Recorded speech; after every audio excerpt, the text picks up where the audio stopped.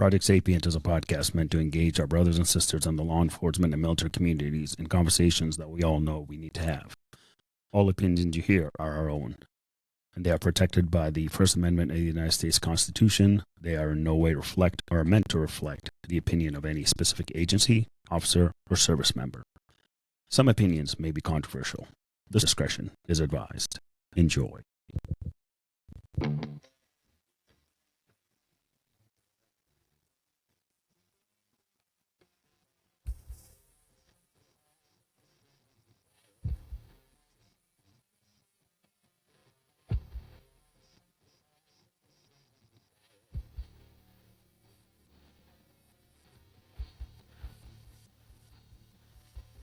Hey everyone, welcome back to Project Sapient. And, it's been quite been busy the last couple of weeks. And I have an episode. It's been wild in the world of law enforcement lately. Just really the amount of work that's out there and the amount of things that are going on. It's been busy. But this episode, I think you guys will know who this is. We brought him on one of our first episodes, and he wrote a new book. So I wanted him to come back, talk about his new book, and talk about some of the things that contained within the book. So everyone, please welcome Mike Malpass back to the show. Hey, Mike. Hey, how you doing? Thanks for having me, man. Yeah, no, appreciate you, dude. Just following you and on your LinkedIn and stuff like that. Some of the, I mean, me and you kind of think the same wavelength when it comes to the neuroscience of training and stuff like that. And it's really cool to see you on the West Coast side, really pushing and challenging the she'll call it the modern training curriculum that's out there that you and I both know just does not work. When you announced that you've got a new book, I said, of course, I'm going to get Mike's new book. I need to see what else, what's this book about? And put it right up on the camera. It's called Tenacious Resilience. There you go. There you have it. Tenacious Resilience. For those of you who haven't actually got his other book, Taming the Serpent, How Neuroscience Can Revolutionize Modern Law Enforcement Training, you're missing out. Missing out on a lot of great information from Mike. I mean, I'll give you guys a quick bio and then we'll get going. So Michael Malpass is a retired police officer with 30 years of experience, 11 and a half of those years with the SWAT team in Phoenix, Arizona. Mike's the author of 2 previous books, Taming the Serpent and Fall 7, Rise 8. And now his third book, obviously. He's got that going. And both, for those books, the 2 I just announced or talked about, both those books were geared towards law enforcement training. And this book, this is his first work applying lessons from law enforcement and as a competitive fighter with the study of neuroscience that applies to performance. And, I just find it very, just amazing on the amount of science that's out there and with neuroscience and neurophysiology and stress responses that none of it ever gets brought up in the law enforcement world. It's starting to. I'm starting to see little articles here and there, Police One and whatever. I mean, they're starting to talk about it, but to me, it's one of those things that should have been talked about forever. Since this profession began. Just to talk about that and get people to understand that in the end, as law enforcement officers, we're human. So, Mike, I'm going to start you right off. So, why this book? Why this new book, The Tenacious Resilience? What kind of got you to start, thinking about it? Well, the first books were specifically for law enforcement. But then even when I wrote those books, I was kind of taking and comparing competitive fight training in the different disciplines, boxing, kickboxing, mixed martial arts, and then law enforcement training, and then comparing that to the different types of SWAT training and stuff.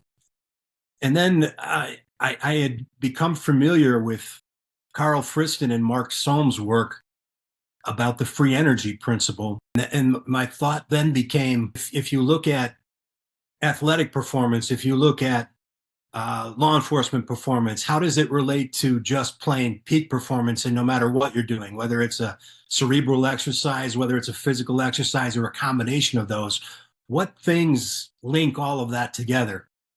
And then would that be information that was useful to anyone who wanted to perform at their best when it mattered the most to them? And what I found was, at the same time I was learning about the free energy principle and how it related to effective neuroscience, all of this research came out about tenacity and resilience. And then it kind of clicked. Something got a light bulb moment where you're like, okay, so one of the things that everyone has at that peak performance level is higher levels of tenacity and resilience. So what is the physiology of that? And then how does that relate to that free energy principle, effective predictive neuroscience? And could that help people? I think what you'll find about the brain is the number one thing the brain does is reduces uncertainty. The brain does not like surprise or uncertainty. So the goal of the brain is to reduce uncertainty. But in order to do that, it has to deal with a lot of variability in your life. If you're dealing with other human beings, there's going to be variability.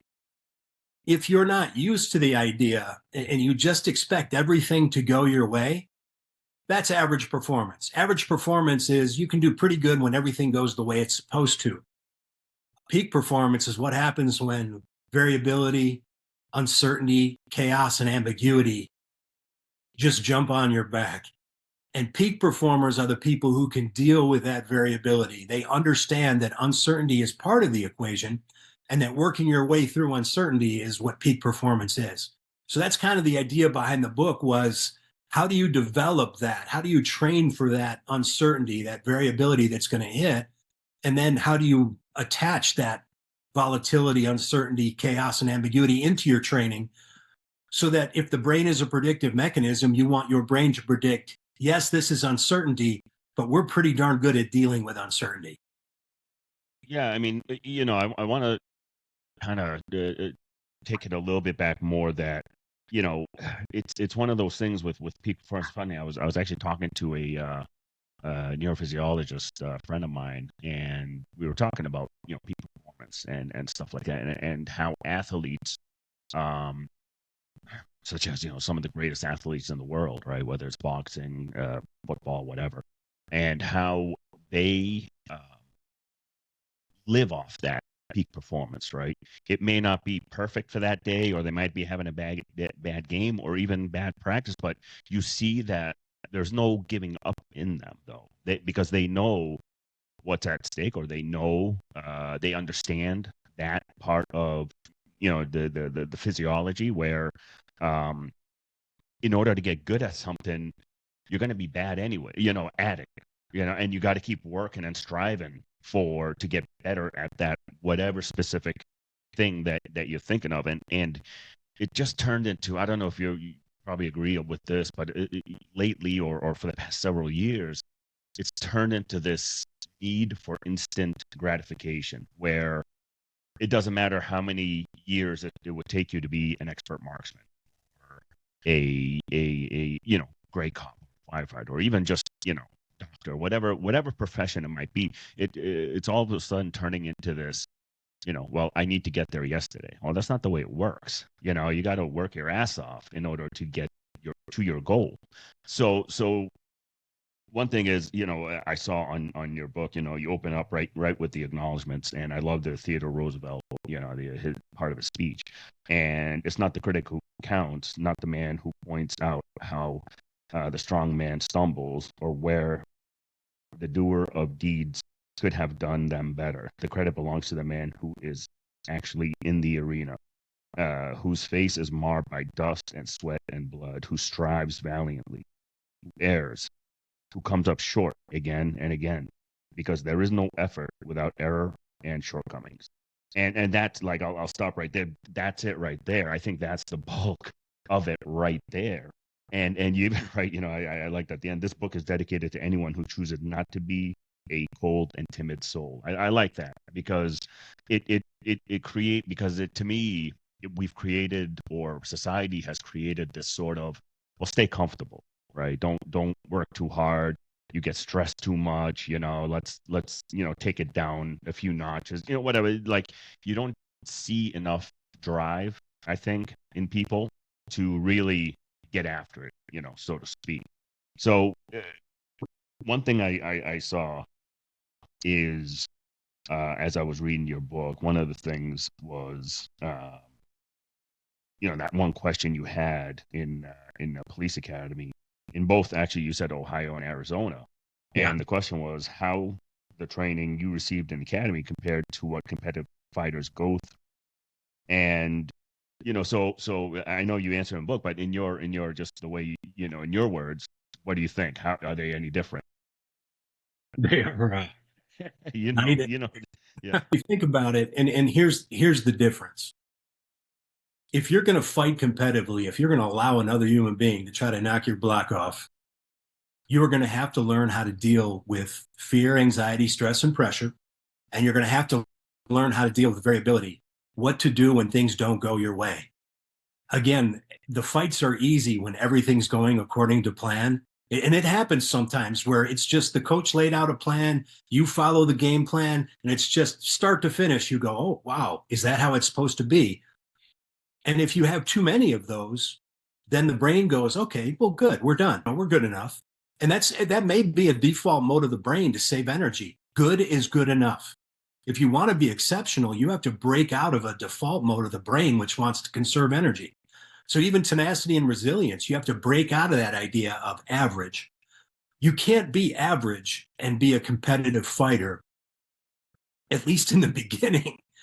You can become average because there's average in everything, including a SWAT, special operations. There's the same distribution happens. It just happens to be at a higher level.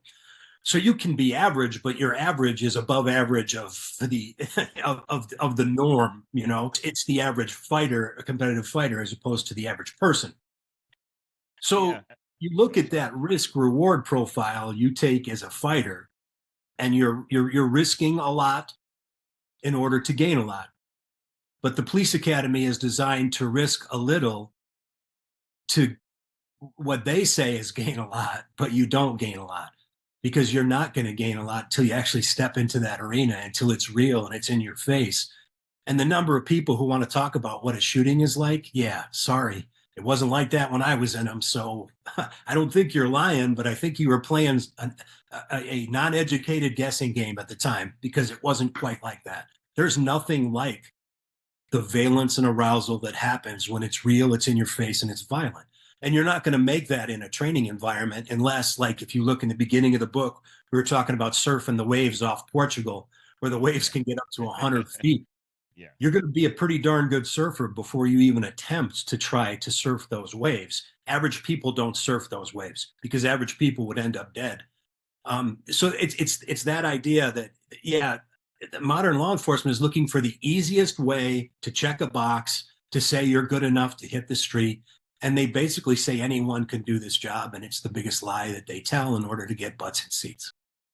Yeah. So, I mean, speaking of recruitment, so, for the past several years, I noticed this trend with recruits going into law enforcement of just meeting the standards, or let's say running, just meeting the standards, or push-ups, just anything, just meet the standards.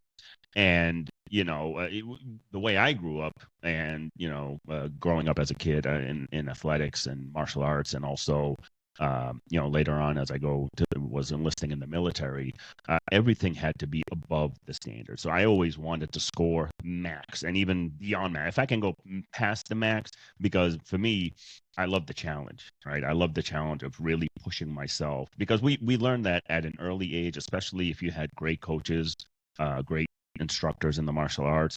They will make sure you are uncomfortable as much as possible, because they understand what it's going to take to be a champion, what it's going to take for this individual to get there. And watching my son right now, it's amazing just watching my son in the martial arts world right now. I mean, he's a yellow belt right now. He went past white, now he's a yellow belt. He's 12 years old.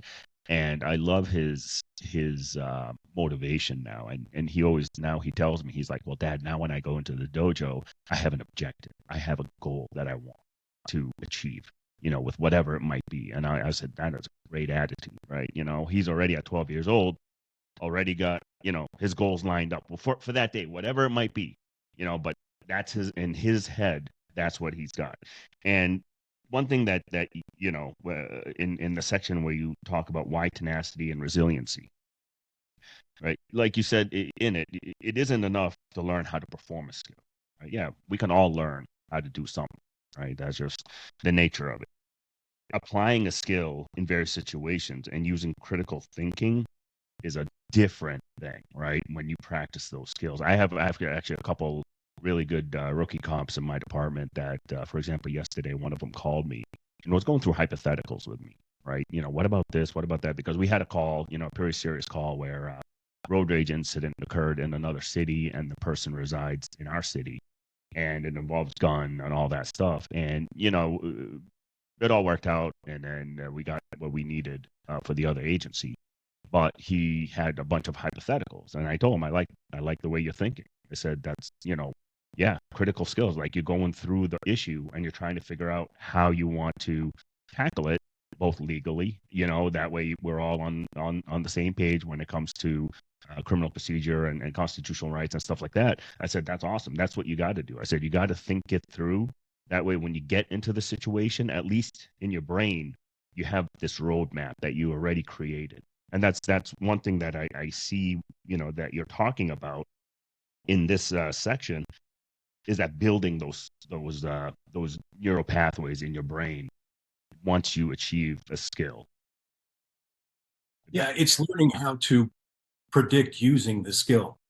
So theoretically, we've both seen this, you could train a skill to a high enough level where you have the skill down right up until variability hits.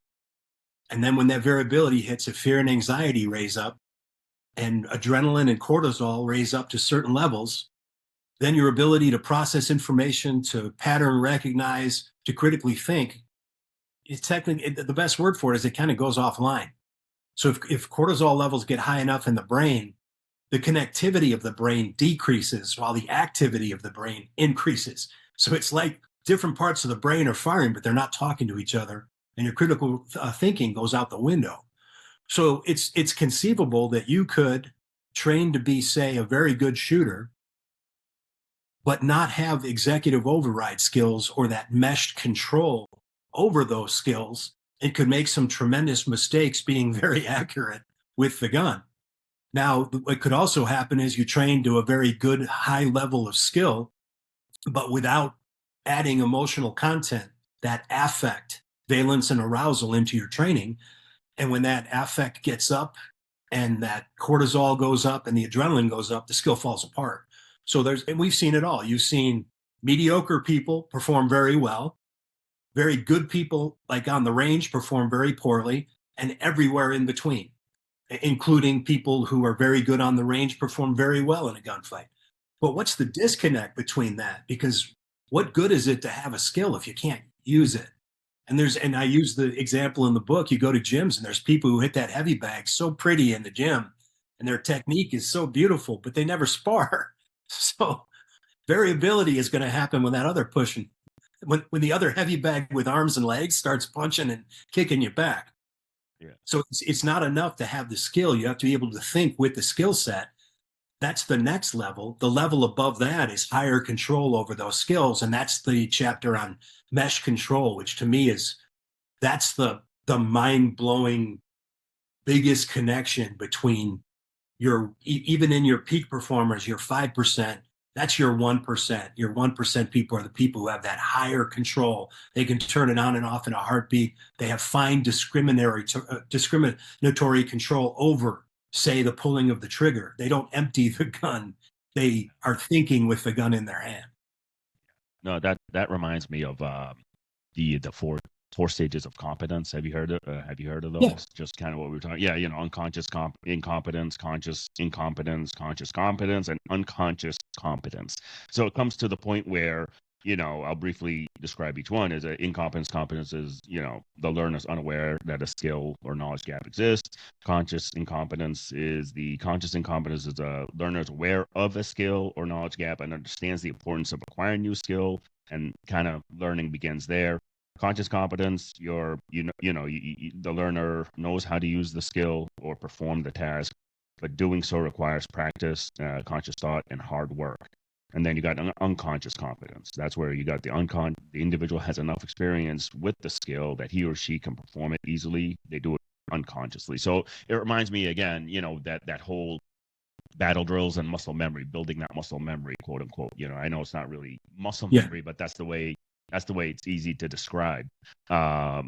Where you do a certain skill over and over and over and over again, whether, let's say, room clearing, right? Just, straight room clearing on a SWAT team, we do it over and over and over and over again in different situations and different scenarios and 100 million other things they'll throw at us.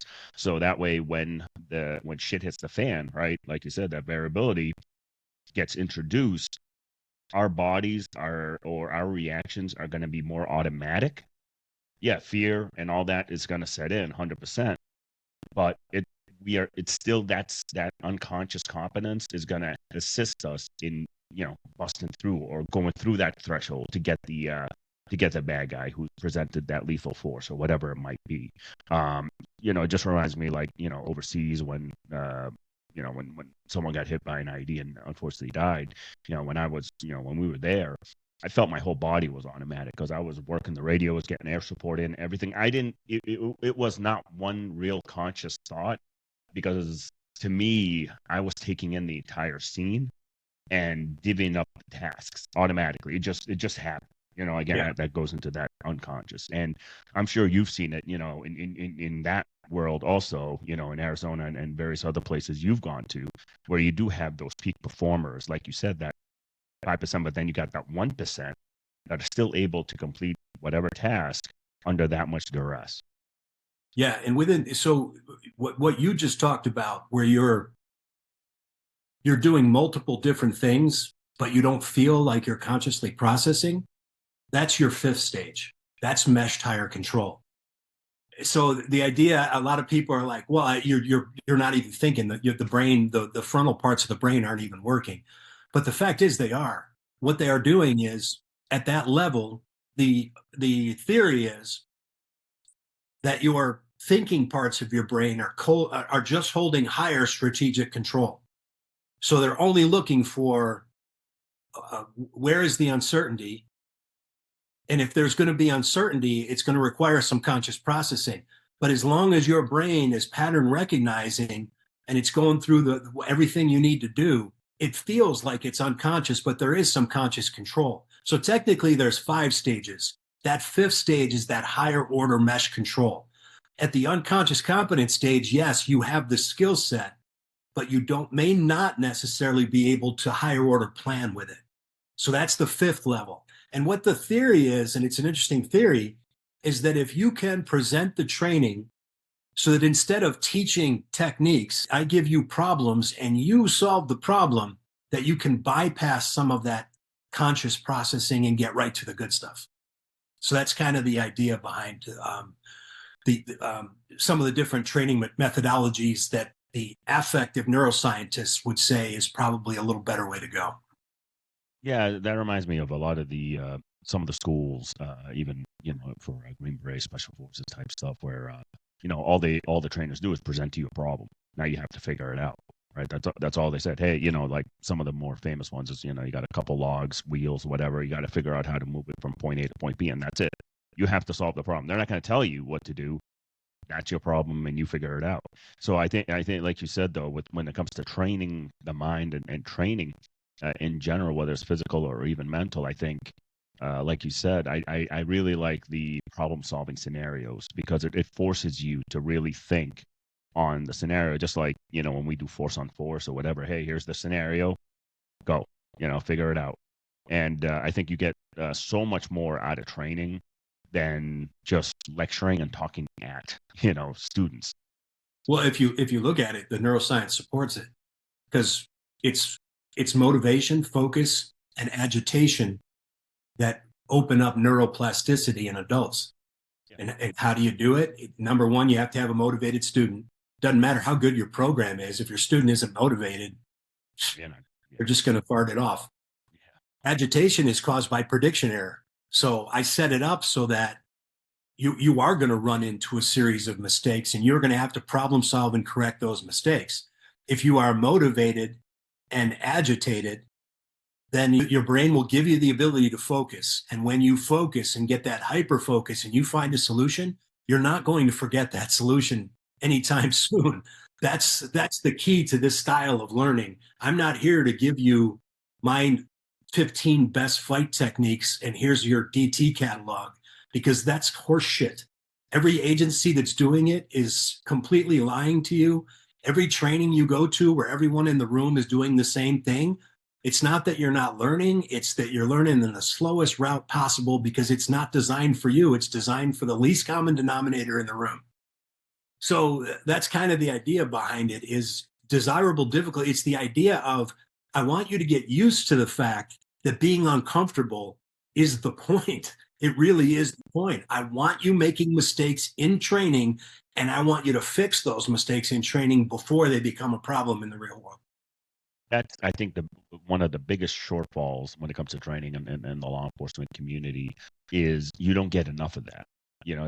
I'll go to the range. Like I said, I always say, like, anytime the range comes up, like when I'm teaching or whatever as a range instructor, my blood pressure is through the roof, because it's like, geez, it's like, to me, I hate lumping everyone in one firing line. Like, you have your advanced shooters, you have your work, you have some really good guys that do things, and good guys and gals that know how to shoot and do a good job. And then you have, again, where we're forced, though, to train to the lowest common denominator. Now those more advanced shooters or the more motivated cops are not getting the full training that they would want. So right. I've even gone to the point where I've suggested breaking up the range into different phases. Like, have the advanced people, call it team A, team B, team C, whatever.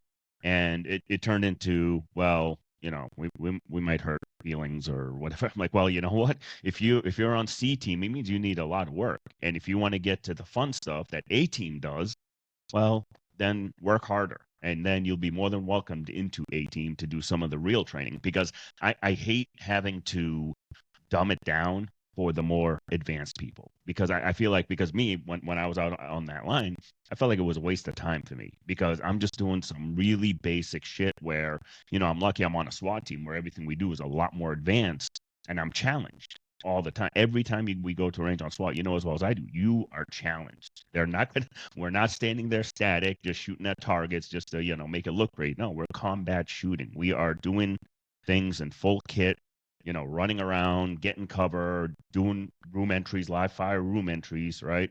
And it forces you, again, to hit that fifth level that you're talking about, and to really be able to hone in on your skill set versus to stay in that comfortable zone. That's exactly right. And then I think one of the bigger, we sometimes assume that because someone can't perform well that they're unmotivated. And a lot of times it's just no one's ever really shown them how to get there. I mean, that's part of the problem too. Now, don't get me wrong. There are probably, I would say, 5% of people in law enforcement who have no business being there at all. And I think it's about 5%. Now you take the next 75%, and think they're open to ideas. They just don't know how to learn. They don't have a lot of, I hate to say it, but when you think about it, the top 20% usually come from some form of athletic or competitive background where they're used to showing it, showing your stuff, putting it out there, and dealing with the fact that you sometimes don't win all the time, right? So I think that a lot of times we do that, and then we go, well, we just assume they're dumb, and then we treat them as if they're dumb, and we design the training as if they're dumb, instead of looking at, all right, everybody has constraints and affordances. They have pluses, they have minuses. Is there a way to design training so we can bring those out, where they can find better affordances And then we look at their weaknesses. Can they work around them, and can we build them up and make them strengths? And we can do it. It takes us to get out of the cookie cutter programs and to look at the individual instead of the group. And that's the hard part. And that was one of the other goals of the book, was to get people thinking, it's not my job to take a group of 15 people and train them all the same way. I want to look at 15 individuals and decide the best way. And it doesn't take that much more time to make some adjustments to shooting, to DT, in order to individualize the experience a little bit. It just takes a little bit of creativity in the program design. That's all. That's why you say that. I was recently invited up to SIG Academy in Epping, New Hampshire to teach, and I taught, the class that I do, the stress exposure and basically the neuroscience behind stress, neurophysiology and stress physiology, all the science behind it, and apply it on different scenarios, the range, all that stuff. And, we had 15 cops, and that's exactly the way I did it, right? Because you had SWAT boys, you had SWAT guys, you had some really high performing cops, you had cops who are like blue belts / black belts in BJJ, and and then you had the other pendulum, the ones who aren't that athletic or aren't that gun savvy or whatever you call it. But every scenario, every training was catered to them individually. And I told them, I said, listen, this is more of an individual performance than a team performance. This is something for you to learn about yourself. Sure, if I throw you guys into a scenario, sure, it's going to be 2-3 cops, showing up to a fight or whatever. But in the end, I'm looking at each of you individually and how you perform. And then we'll talk about the team aspect, but it's more about the individual. And I literally told them, that part of my safety briefing is get comfortable with being uncomfortable. I guarantee you are going to be uncomfortable. It's going to suck and you're not going to like it, but that's how you learn. That's how you grow. And, by the end of the 2 days, they absolutely loved the program. And they even, like they said, it's just being uncomfortable.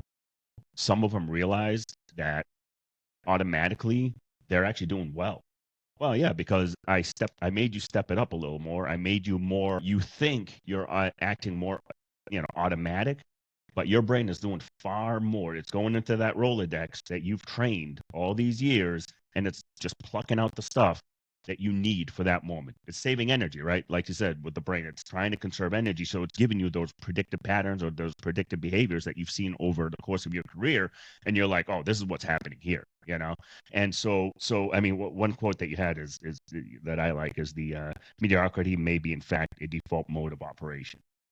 That's what we were talking about, a lot of these younger cops or even anyone else going into any sort of field is just, let's just do it good enough. That way we stay under the radar, right? And not get in quote unquote trouble.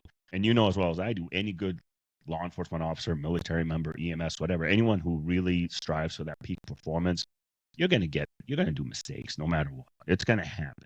Of course.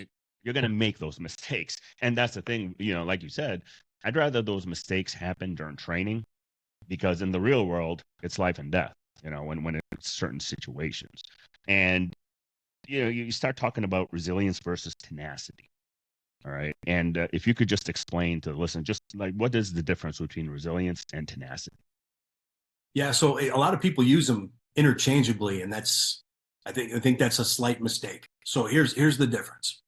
Tenacity is the ability to lean in and to seek discomfort. It's seeking desirable difficulties. So I know it's going to be hard, and I decide beforehand. So University of Arizona did a study, and it was involving machine learning, but they equated it to the human brain, and they found that about a 15 to 20% error rate. So you're making mistakes 15 to 20% of the time is ideal for learning. So I want to set up the training so it's hard enough that you are making mistakes 15 to 20% of the time. Tenacity is the idea of leaning into that. I understand it's going to happen. Instead of getting mad, understand that the agitation that you feel when you make a mistake is adrenaline. And adrenaline is stage 1 to opening up neuroplasticity in the brain. Stage 2 is the idea that the brain wants to solve the problem and remember it for the conservation of energy. That brings acetylcholine online from the brainstem. And then when the brain finds a solution, you get another release of acetylcholine from the basal frontal part of the brain.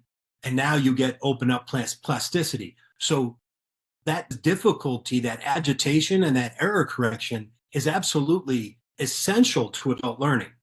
So it's the idea of if I lean into desirable difficulties, the brain has a reward pattern for forward motion, for seeking behavior. And that's the release of dopamine. And dopamine is that molecule of motivation. It gives you the motivation. So tenacity is the idea of I want to lean in. Some people would find a roller coaster ride a horrible experience. Others love it. Some people love horror movies. Some people don't. Some people can't stand the idea of jumping out of an airplane, and some people have done it thousands of times. There's tremendous variability in the brain. But the idea of seeking desirable difficulties, of leaning into the problem, the brain rewards you. And the nice thing about tenacity and resilience, which I'll talk about next, is it seems that they are very generic mechanisms in the brain. The majority of the brain works under specific adaptation to impose demand. It does not seem that tenacity and resilience do. So when you show tenacity, resilience in small things, and you build a habit up, you will show it in bigger things. So tenacity, I'm leaning in. I'm accepting the fact this is going to be difficult. And when it becomes difficult, I don't get mad at myself. Instead, I take that agitation and I go, that's part of the process. Now, the good thing about it is now at the level I've been fighting since I was 12 years old, if I want to learn something new or I want to morph something that I'm training with, my errors now, I want them at 40 and 50%. I'm looking for errors everywhere. I'm not worried about what I know. I'm worried about what I don't know. So I want to see if I can make errors happen at a greater rate. So there's going to be this balance back and forth in the errors. Resilience is the ability to bounce back. So it works two different ways. One, you get the error, boom, now you're agitated. Part of resilience is that accepting that, all right, I made the mistake, now let's solve the problem.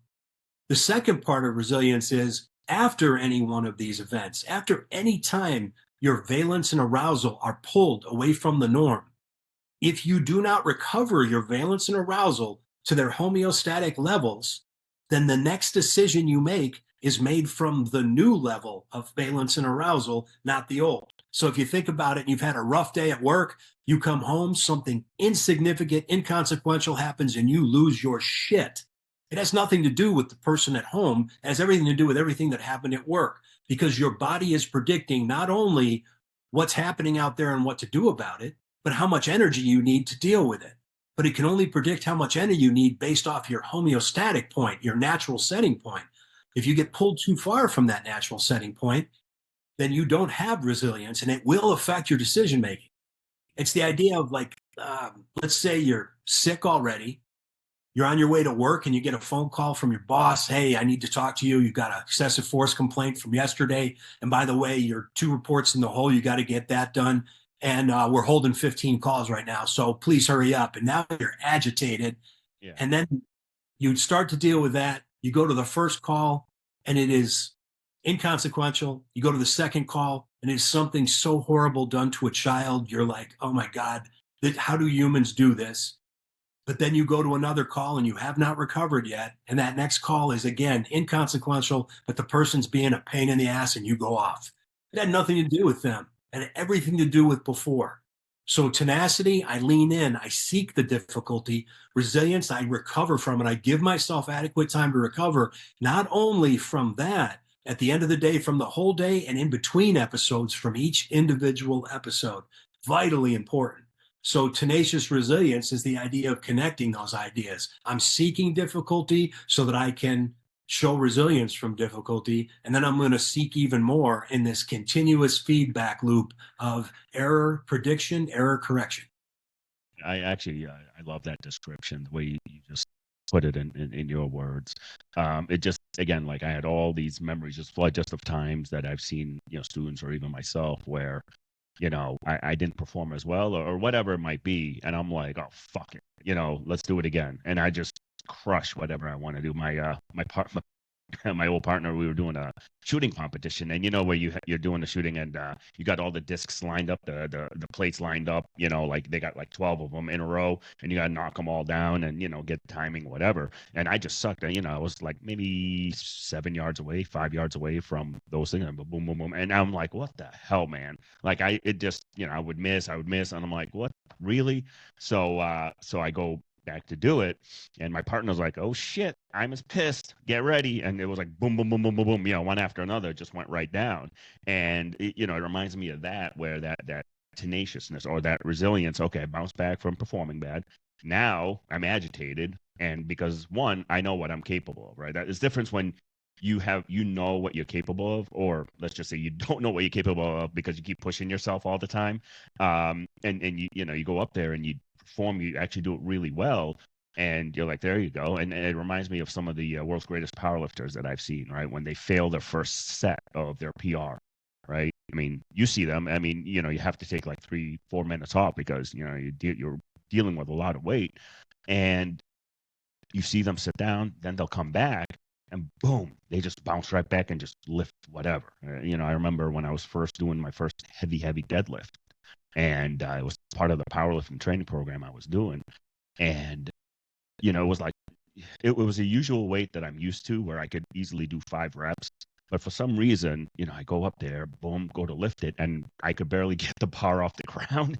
And I'm like, what the fuck? Like, okay, let me relax first, Took a break, just kind of walked around a little bit, just thinking in my head, going through that Rolodex of what I'm supposed to do when I get to the bar, booting, bracing, curling the bar, like a towel. So I went through all those steps in my head, visualized myself lifting or doing that lift.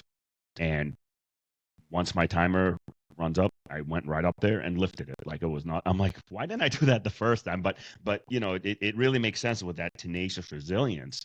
The way you worded it, resilience is when you bounce back, and tenacious is when you dive forward, when you lean forward into that task. And I really like how you described it just like that. And in terms of the dopamine, right? I'm finding this a lot too, and it could be just with the idea of instant gratification. Unfortunately, with these smartphones and social media and everything, humans have been programmed now to get that instant gratification, where I think this has hurt us a lot more than help us as humans, because again, that drive, you don't see it as much, because now you're getting your dopamine fix here versus completing a task very well, right? And it's more here. And so, I mean, what do you find in terms of that sort of dopamine? I mean, I've been seeing a lot of this dopamine detox type talk, this, get off social media for like a month so you can detox and all that. I mean, I know you talk about dopamine in the book. Mm-hmm.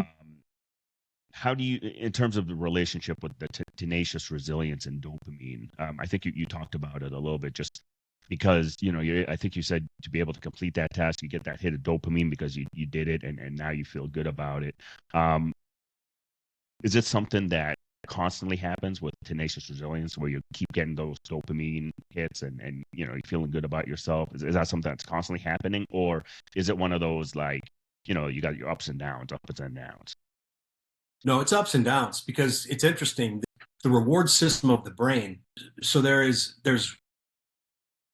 wants and there's control over those wants. So you have a desire circuit, which is run by dopamine.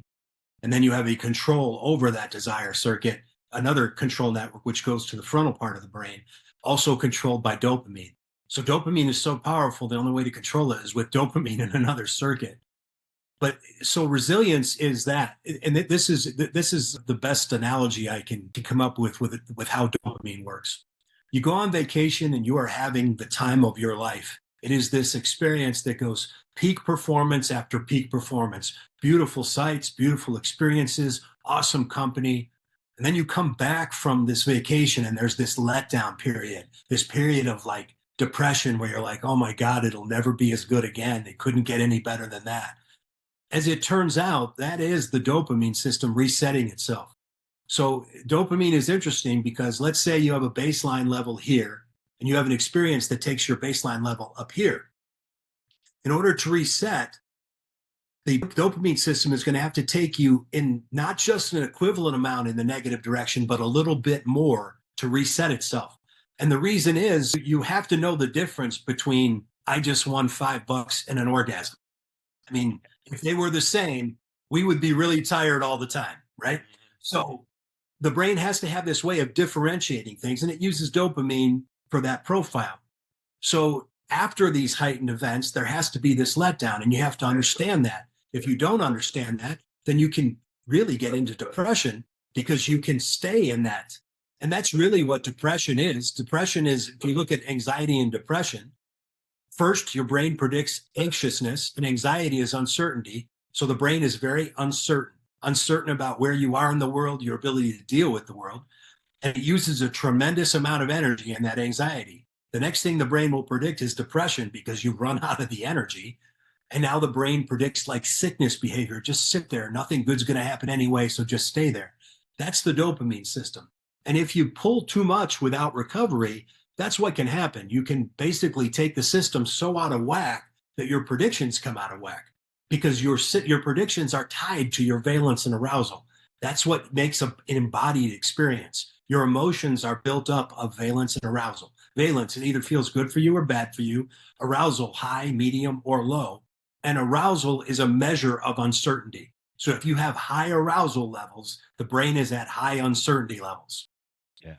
It again, like the fascination of the brain, right? Just not being able to tell the difference between things that you're doing, because in the end, the brain is an organ responding to whatever it might be in front of you. And I find it fascinating that, you can, during training, you can trick the brain, even though it's training, you can trick the brain to the point where you can induce cognitive overload or even amygdala hijack, depending on how intense the training is, even though it's not real it's not the real situation or real scenario. The brain just will play that trick to you, like, oh shit, is this really happening? Because you hear, like, a few of my friends went through SEER school for the Army, and every single one of them told me, like, at some point, you actually believe you are a real POW. You completely forget that this is a training exercise, and you actually think you're being held. And that's the part. That's where, with the Army, the military, they do a really good job of breaking the brain down to the point of exhaustion, where you feel that this is actually a real situation right now. So one thing I want to cover is the mesh theory. All right, now we touched on it earlier and talked about it, because I think the bulk of towards the end of your book, the bulk of it is talking about that mesh theory with the predictive behaviors and stuff like that. And if you could just go into just talking about the mesh theory, especially the three parts to it. I think you talk about like whether it's adaptive control or however. Yeah, if you can just go into that. If you think about it, and I'll use the same analogy I used in the book because it's simple and keeps it coherent. Let's say that you were going to mountain bike, and it's let's say a 40 or a 50-mile trek, and your goal is to go up a mountain and you're going to end at a mountain lake. Okay. And you're good at biking, so you don't need to think about how to steer, how to pedal, how to keep your balance. You're good at biking, and you're good at jumps. You're good at all the things you need to do on a mountain bike ride. Higher strategic control is the higher level. So mesh control says that the frontal parts of your brain don't need to think about how to ride the bike. They don't have to think about any of the mechanism work of doing the work. What they need to do is keep the big goal in mind. So higher strategic goals are that big goal. I want to make it to the mountain lake. Okay. Situational controls are what come up along the way. So a situational control would be normally you get an open path. Now there's a huge boulder in your way. So now you need to solve a specific problem. So you're going to find a way to solve it. Your implementation controls, those are the ones that are that automatize the best. Those are the ones where your unconscious competence comes into play. So let's say the boulder's in your way and you see different ways of solving the problem. Once you choose which one, you just go into an implementation control. So let's say there's a jump off to the right, then you jag back to the left, you're back on the path again. Once you make that decision, boom, you're into implementation control. You don't have to think about it. But the strategic control part invited your consciousness because uncertainty created a choice. And that's pretty much what the free energy principle is. Your conscious experiences come up because in your brain's prediction, there's uncertainty, and uncertainty invites a choice. If the brain has a certain answer, it's going to take it. So higher strategic control keeps the broad goal in mind. There's no point in stopping here and going back the other way because there's a boulder in my way. I want to get up there to the mountain lake. That's higher strategic control. Situational control, I'm solving the problem of the boulder in my way, or the boulder in my way. And then an implementation control is any of the tasks, the subconscious tasks I have for doing the quick jump out of the way and the jag back to the left. And you have like a smooth control, and you have your implementation controls. And again, those implementation controls are the ones that automatize the best. So if we were referring to like a combat shooting, once you make the decision to shoot and you've gone through your process, guns in hand, guns up, hopefully you unconsciously already know that you can line your sights up with your eyes. If you don't, you're not ready for combat shooting, but that's a whole nother topic. Once you make that decision to shoot with higher order control, it's, is he still up? Is there anything in my way? Did an innocent person cross my path? Can I come off that trigger? And what you will see is at the mesh control level, you won't see that emptying of the gun, because you're going to see this higher order control, knowing it's the idea of I can only shoot as fast as I can accurately process information, not as fast as I can shoot the gun. Because if you can shoot 1/6 splits, you can shoot faster than you can think. But that's a good skill to have, but it's dangerous if you're trying to apply it in a combat environment without having that higher order control. Does that make sense? No, it makes perfect sense. So it's kind of the way I'm thinking about it is, when we talk about like cardinal rules of gun, at the range, know what you're shooting at, what's beyond it, right? Especially when I'm watching, a lot of these YouTube body cam videos, and the cop is so aroused, we'll call it, when there's a shooting going on, he's shooting back, he or she is shooting back, but then the backdrop though is there's civilians, there's like stores, there's all of that stuff going on in the background, where they are so hyper focused and so tunnel visioned that when they made that conscious decision to shoot back, rightfully so, because they're being engaged, one would think, okay, they're in an extremely populated area. I hope they took that into consideration when they were shooting back, because bad guys, they don't account for they could care less. But for us in this profession, we're obligated to make sure that not only do we stop the threat, but also public safety, right? Yeah, and that's another thing I mentioned in the book. A lot of people who look at police shootings will say something like, well, common sense dictates. Common sense is for common situations. These are not exactly situations. So the brain, and this is the other disconnect sometimes, not all the time, but sometimes. At the SWAT level, people are much better at introducing valence and arousal into the training.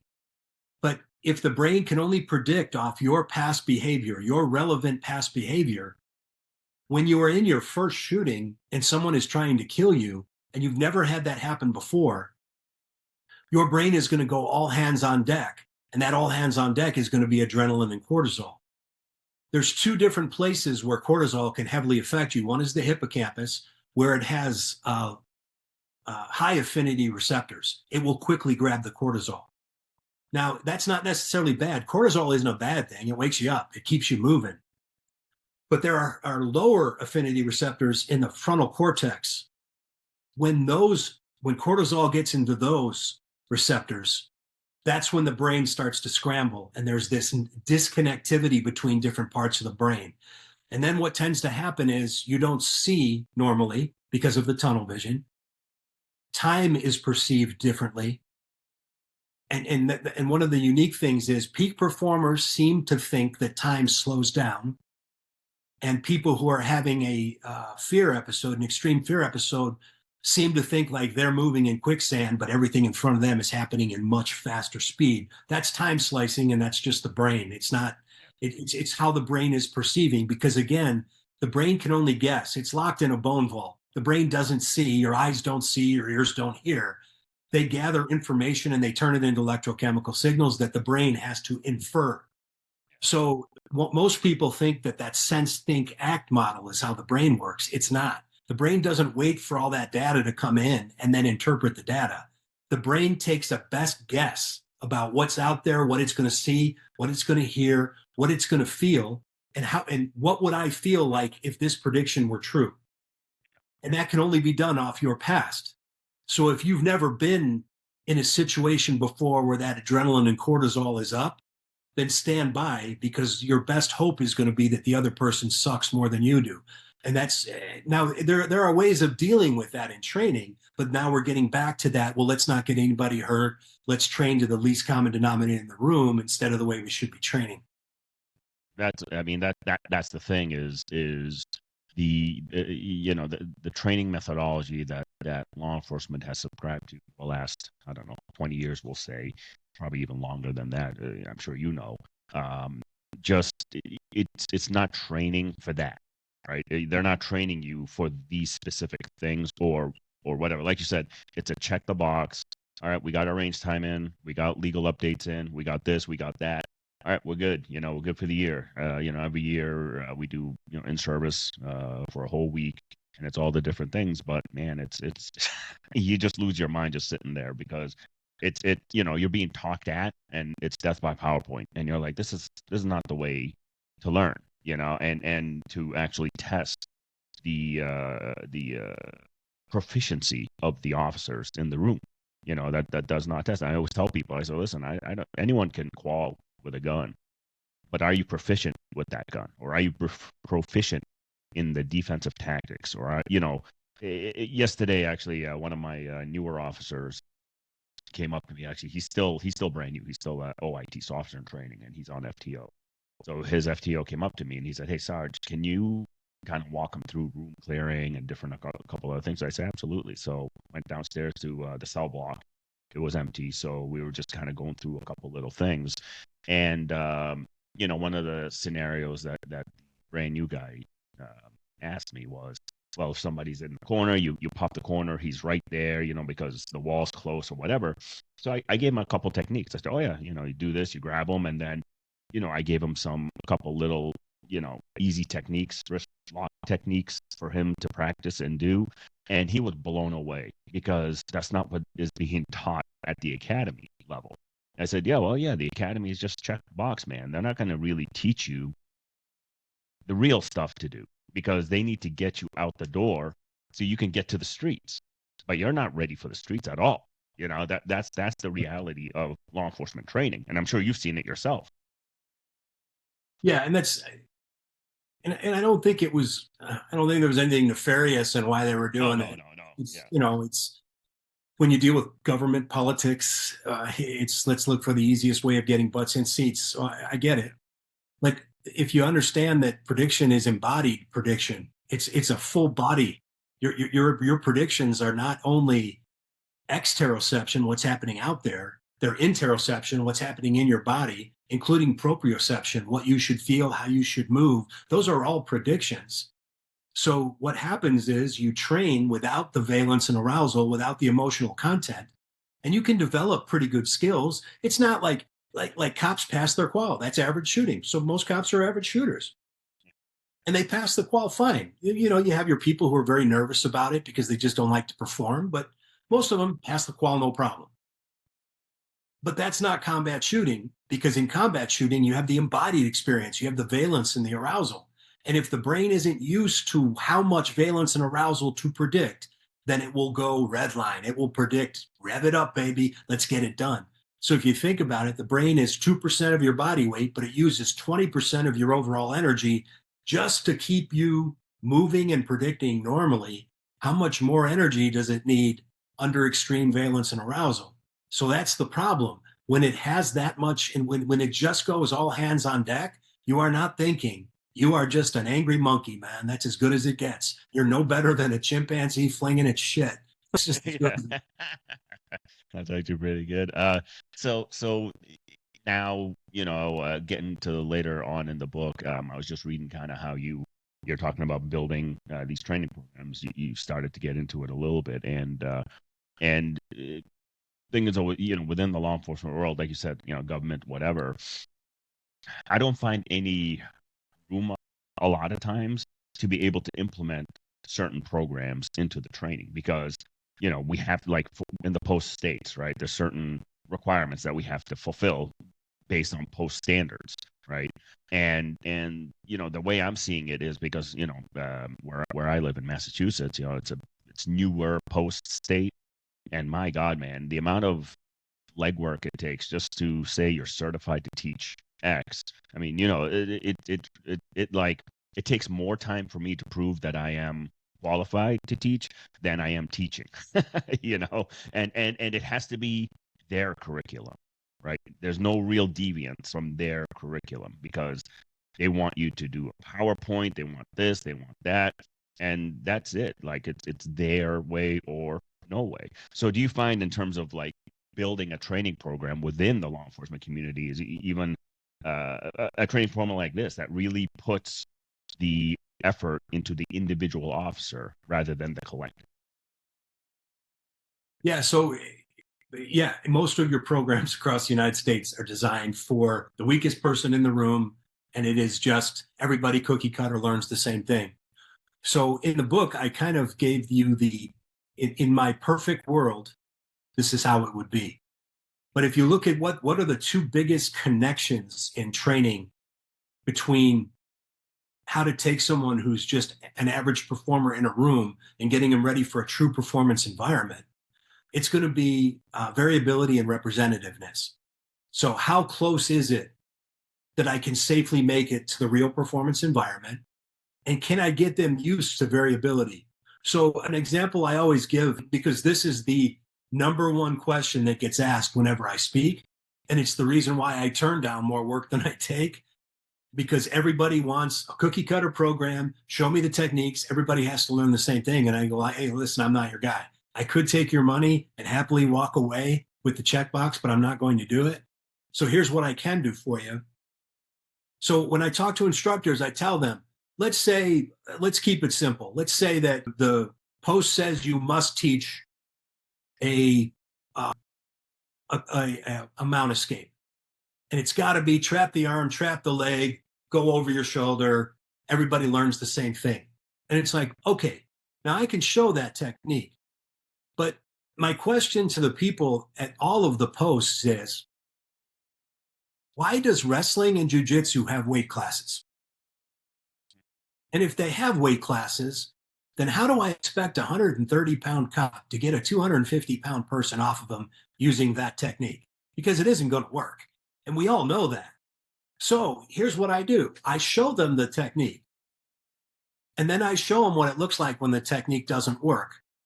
And now I go, okay, can I create a problem that invites you to find other solutions? And I'm not going to give you a lot of answers. I want you to find it. So I'm going to create different problems. And I may ask a question of you like, well, what do you have available to you besides that? Okay, the technique didn't work. It happens. What do you have available to you? Now let them start to problem solve. If they ask me a question, I'll give them feedback, but I'm really trying to set it up so that they problem solve. Now we're introducing that variability. It's a little bit more representative too, because in the real world, the first thing you do doesn't work. If you're fighting someone and the first thing you do works, they suck. I mean, come on, the person can't fight. Yeah. If I throw a jab and you don't block it, I'm just going to throw another jab. And if you eat 6 of them, well, that's on you.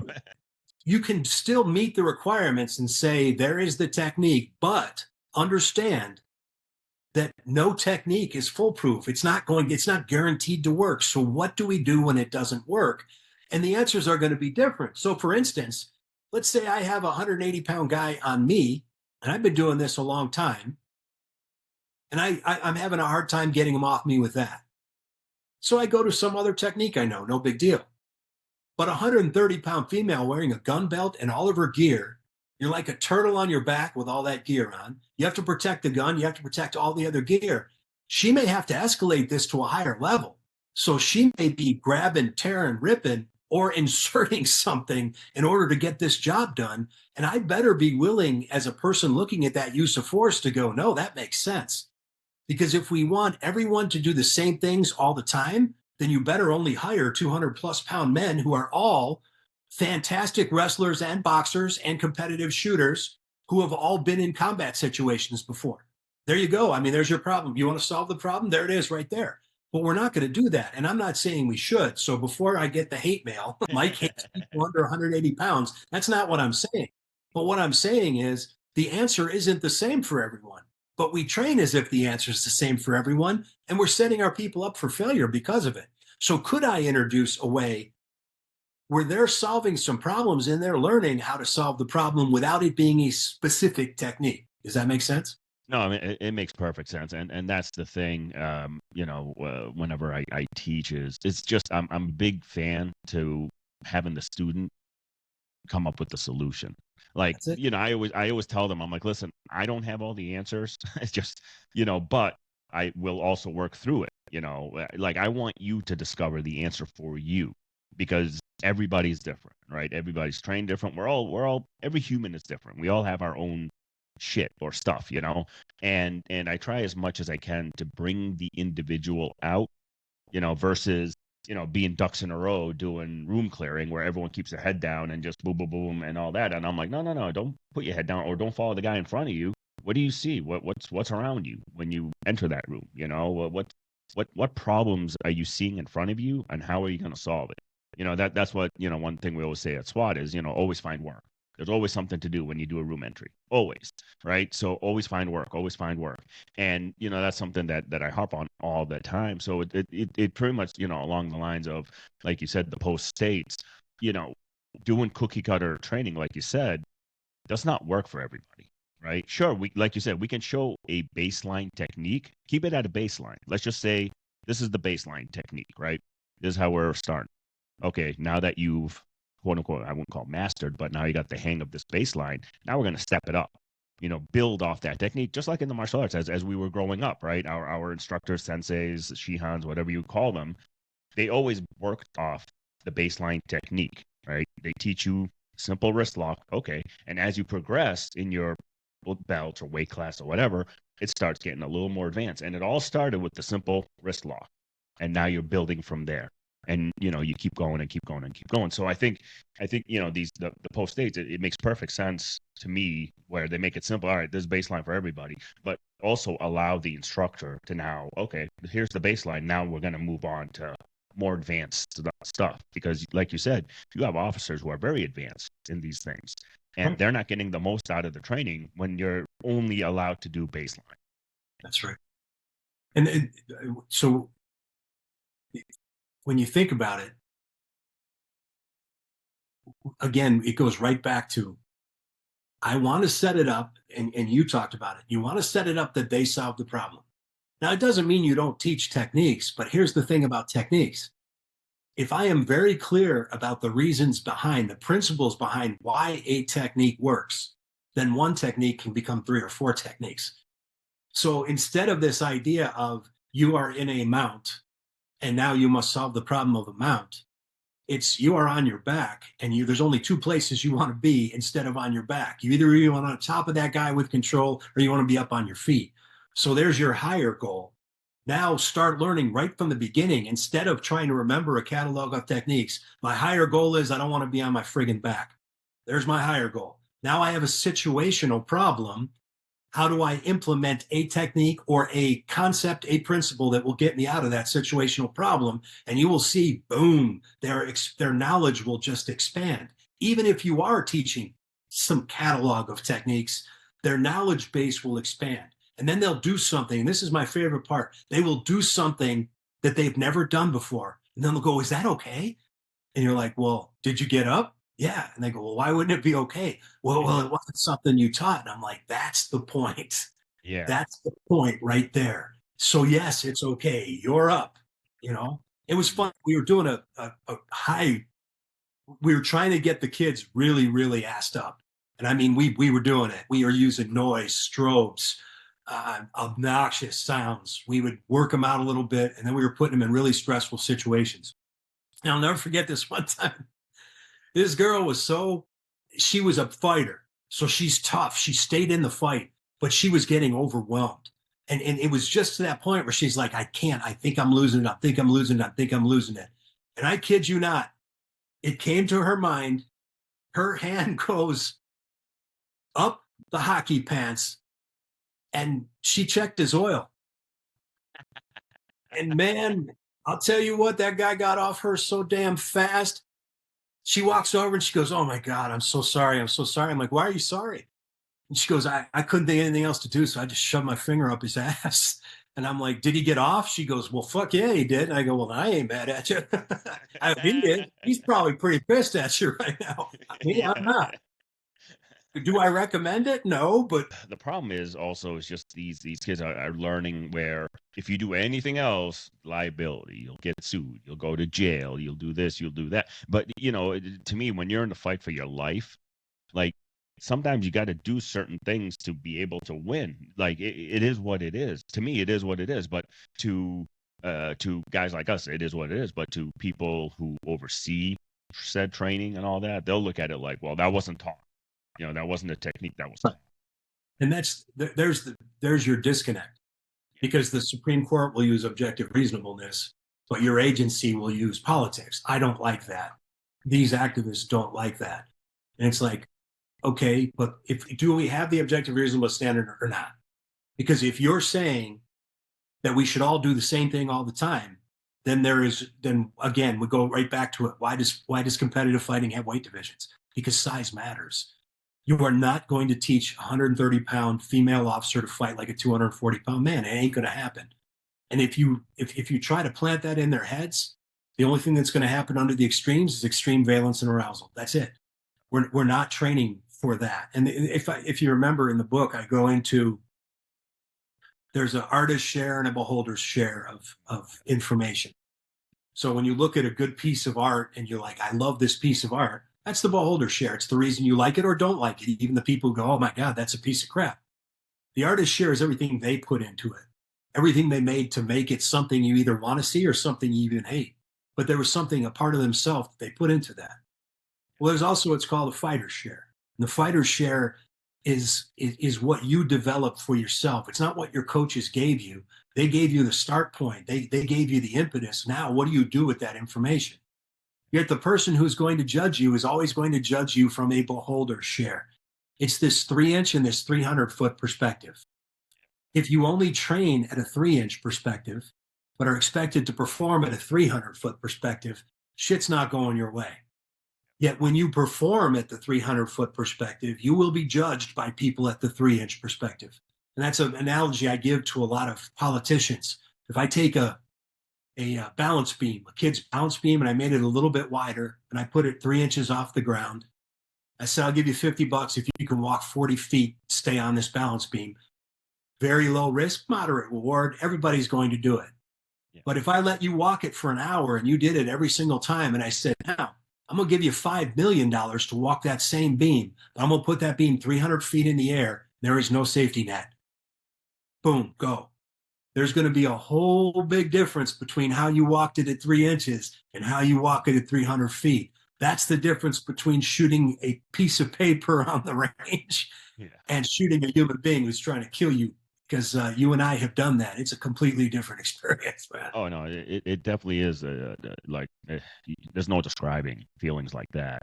But so I know we're getting long on time. What I'd like to do now that we're getting towards the end is, if there's something that you want to share to the law enforcement community, civilians, veterans, about the Tenacious Resilience, what would that kind of message be for them to think about, maybe tonight, tomorrow while they're on shift, or even tonight midnight, for their shift, if there's anything you want to share? So I think the biggest thing would be, understand that everything the brain does is to keep you alive. The number one priority of the brain is reduce uncertainty and keep you alive to promulgate the species. Those are your Those are the key. I'm pretty sure they come with the program. Right? That comes with the program. Yeah. But understand that at the extremes of valence and arousal, the brain doesn't care about morality. It doesn't care about rules and regulations. So you have to understand that if you're not training to learn how to deal with that emotions, the valence and arousal that are the building blocks of your emotions, at the extremes, the brain only cares about you. It doesn't care about what's real, what's not real, what's really happening. It doesn't care. So if you think about it, and one of the best ways I've heard it put, and I think it was Anil Seth who said it, the brain is running a controlled hallucination for you. At extreme fear and arousal, the brain can run an uncontrolled hallucination for you. And the wallet he's reaching for, the phone he's reaching for, the drugs he wants to get rid of can easily be shown to you as a weapon, because everything you think you see is simply a simulation run by your brain. Your eyes don't actually see anything. Your brain interprets things. So I think it's the biggest cause of why we form communities and we want to be part of something bigger. But it's also why it's so easy for us to hate each other based on politics, based on how people look, who they love. I mean, if you really start to understand the brain, when you start looking into it, understanding tenacity and resilience, you can start, I think, making that first step towards not being so quick to judge someone just because they happen to be, you're a moderate, they're an extreme liberal, or they're an extreme conservative. And instead of looking at it like, wow, this person's just a dipshit. Instead, you can probably look at it and go, well, I wonder how they got to where they're at. I wonder what life circumstances got them there. And when you look at it that way, you maybe have a little bit more, just a little bit more, I don't know, empathy, so that you're not always looking to only be around people who are just like you, because that's a problem too. We get to where and if you're not a teacher, especially, you will only associate with people like you. And then if you're a teacher, away from teaching, you only want to associate with people like you. I think that's a mistake, because there's so much to learn out there, including from people who don't necessarily have a lot of degrees by their name. There's a lot of wisdom out there that you can learn from. And I think that that's one of the biggest things. One of the key findings for me about the brain is that it can show you things in order to make you do something for the sake of survival. And that's pretty damn dangerous in our profession. And the number one way of working with that is, again, getting back to that idea of accepting the fact that I want to learn to deal with desirable difficulties. I want to seek difficulties and make it part of the equation, where my brain just goes, okay, I don't have the answer, but hell, we've done this before. We've worked through problems before. There's a good chance we're going to work through this one. Does that make sense? No, it makes perfect sense, and it's a great way of explaining, basically just what it is about. I mean, you've written 3 books, and each book seems to be like a build off the other. So to me, reading your books, it literally was that. It was like I was reading different stages, I guess I'll call it, right? The different stages of the thought process behind, what you're teaching and what you're talking about, especially when it comes to the neuroscience and stress responses.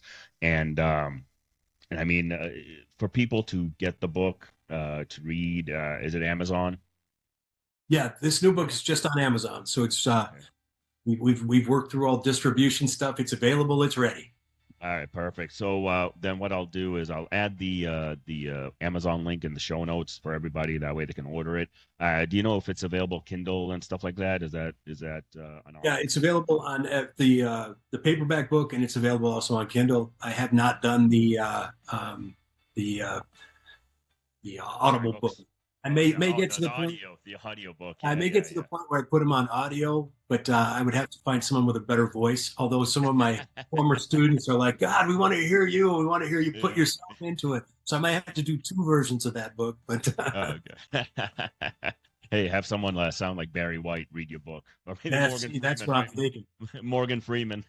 That's what I'm thinking. That'd be awesome, man. Man, Conor McGregor, just for kicks.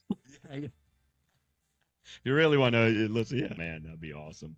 But Mike, hang out for a second. Let me do a quick outro, and we'll talk for a minute offline before you go. All right, man? Absolutely. All right. Well, thank you for coming on again, sharing your wisdom. I mean, like you said, just you know, there's a lot of people out there without some fancy degrees and alphabets that just really know their shit. And this is like, you know, reading, you know, people books from you and others, you really see the wisdom, because that wisdom is real life knowledge versus academia and studying, right? It's a little different. You know what I'm talking about when I say that. So everyone, thank you so much for joining us. I hope you got something out of this. Like I said, order Mike's books. Actually, order all three, because they really do work in parts, and that way you get to read his thoughts and his methods. These things are really good. But again, thank you so much, and we couldn't be here without our supporters, sponsors. Go to AAA Police Supply, order whatever you want for law enforcement, and make sure you use the coupon code Hybrid10 to get 10% off your entire order. And same thing, go to Habit Journal if you want to read any of my work, any of my articles that I've written, even order a book that was published by the Second Mission Foundation that I wrote. Go on Amazon. I'll also put that in the show links. Actually, it's usually on Instagram. Just go there. But everyone, other than that, stay safe, stay safe. Talk to you soon.